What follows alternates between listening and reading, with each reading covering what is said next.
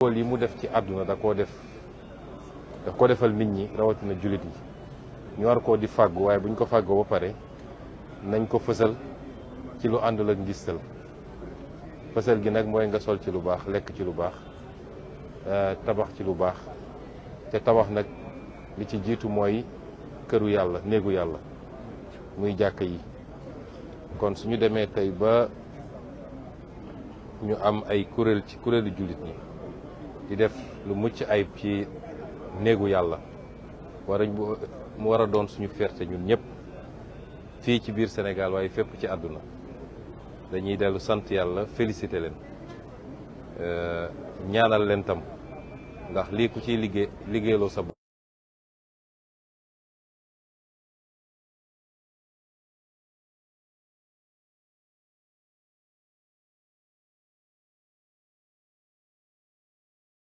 dire que les ouvrages comme ça dañ ci yéene wala def nañ ci lu ñu mën te yàlla jiital leen ñu ngi ñaan yàlla barke bi fekk leen fi ñu tëdd it ndax lii dama naan sax dama koy misaal ci waqf mooy lépp loo def loo xam ne lu baax loo bàyyi la ñu ne ku ko jëriñoo sa gannaaw ak dalay fekk fa nga tëdd ma gëm ni lii bokk na ci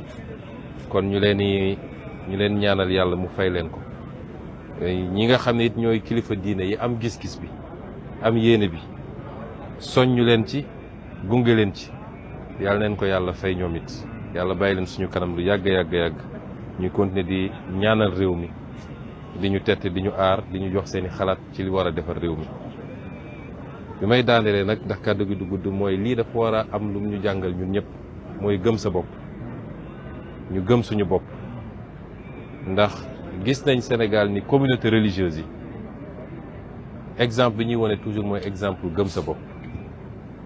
ñun ñi nga xam ne nag ñooy yëngatu ci beneen fànn wi muy mbirum état ak mbirum lu ñëpp bokk ci mbirum àdduna exemple la war a doon ci gëm suñu bopp ni war nañoo mënal suñu bopp du lépp la ñuy tàllal suñu loxo di xaar mu jóge bitim réew bu ñu gëmee suñu bopp takku gëm liggéey yàlla mën nañoo defal lu raw lu kawe suñu njort te lii wone na ko ndax ñi ko def jéggaanewuñ ko fenn laajuñu ko kenn waaye nu ñu néew doole dërëmu taalibe yi dërëmu jullit ñi la ñu dajale di ci dugal ba mu jur lu mel nii nga xam ne tey ay milliards dugg na ci loolu di benn njàngat bi ma ciy jàngat bu am solo ñaareel bi mooy jub ak jubal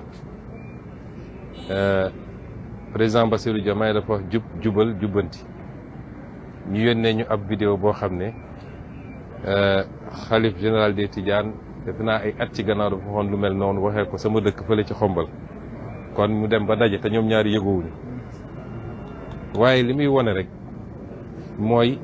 lu ñuy def te jiital ci jub ak jubal mën nañ ci am résultat ndax bu doon ñi ñu dénk liggéey bi dañoo damm mbir yi def ko seen poos kon duñu gis résultat bi kon ñun ñi yàlla dénk état ñu nit te loolu mës a doon problème ci Sénégal ñu fàttaliku ni dërëmu Sénégalais la ñu dajale comme fii niñ fi dajalee dërëmu jullit ñi 15 bu ñuy def dañu war a fexe ba mu dem ci faratay Sénégalais yi bu ko defee ñu gis résultat bi ndax xam naa ni lii buñ la nee nangam lañ ci def ci milliard li ma leer ba leer mooy de suñ nee woon dénk nañ ko ay nitu état boo moytul ñu multiplier ko par 2 te résultat ba du am kon jub ak jubal mooy joxe résultat gëm sa bopp wóolu sa bopp xam ni fi ñeneen jaar ba egg fi ñu yegg boo fa jaaree raw leen ndax am nga lu leen manqué ñoom muy gëm-gëm kon yooyu buñ ko dajalee rek yàlla mun nañu yombalal lépp ci réew mi suñu communauté religieuse yi nag wane nañu exemple def nañ ko barki démb ci Masaalikul Jinaan def nañ ko tey fii def nañ ko feneen ak feneen ci yoo xam ne toujours ci seen farlu bopp seen jàmbarte seen organisation ak seen jubal ci ni ñu yore mooy joxe résultat boo xam ne ñëpp dañ ci teg seen bopp kon ñun ñi nekk ci wàllu état dañuy ñëw jàng à l'école des communautés religieuses moom nag dafa boole ñaari xam naa bu delloo summi mbubu imam bi donte kenn du ko summi sax waaye bu delloo fee ci IGE ba dina àndaale lii mu doon source d'inspiration boo xam ne war na jàppale ñi nga xam ne moom ñoom la yàlla dénk tey ñu war a jëm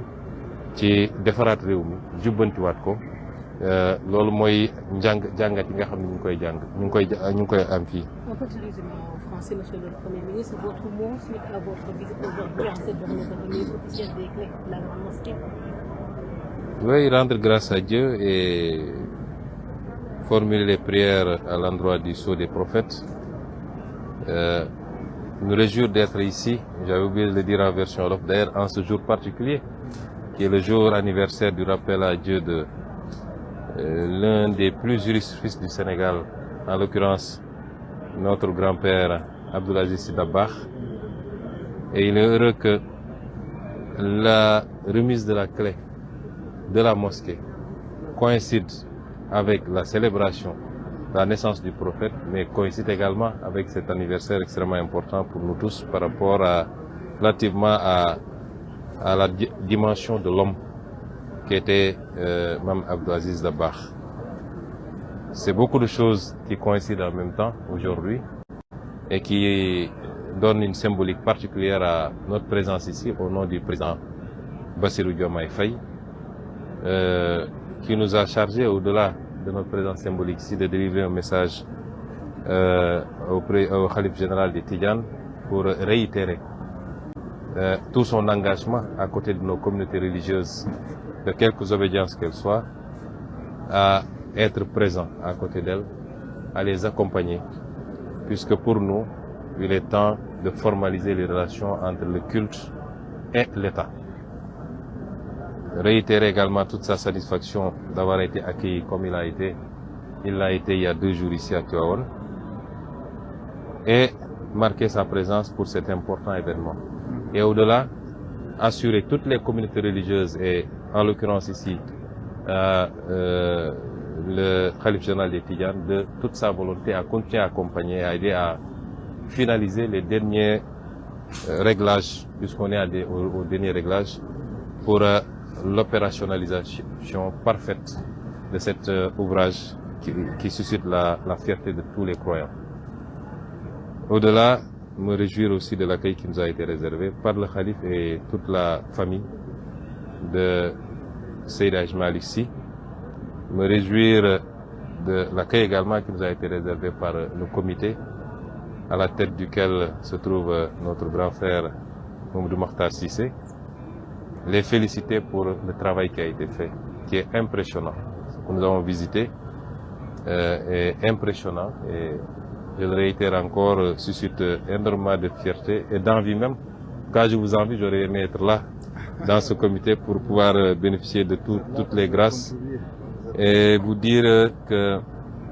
les ouvrages comme ça ne sont pas édifiés pour faire du tapalé. C'est une nécessité. L'islam n'est pas une religion de misérabilisme, de pauvreté. C'est une religion dans laquelle le Seigneur, à travers les versets du Coran et les hadiths du prophète alayhi salam, nous recommande d'aller à la conquête de toutes les richesses qu'il a essaimées à travers le monde, de s'en approprier de manière légale et licite, mais une fois que c'est le cas, de pouvoir rendre grâce à Dieu en matérialisant, en extériorisant les bienfaits qu'il a bien voulu nous servir, par le port vestimentaire, par l'alimentation saine, par l'édification et la modernisation de nos cités, mais surtout par l'édification aussi des lieux de culte à la dimension de ce qu'est l'islam. Et c'est pourquoi c'est important d'avoir ce genre d'édifice qui n'est pas en compétition avec la construction d'hôpitaux ou d'autres infrastructures comme certains ont tendance à le penser. Mais la foi est un élément déterminant pour tout le monde, particulièrement les Sénégalais, et elle nourrit l'âme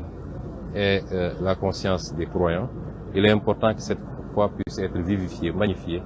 aussi bien immatériellement que matériellement. Et ici, on est dans la vivification matérielle de cette foi.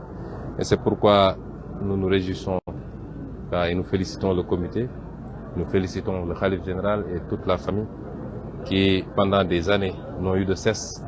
de dans la persévérance et dans l'endurance, de continuer brique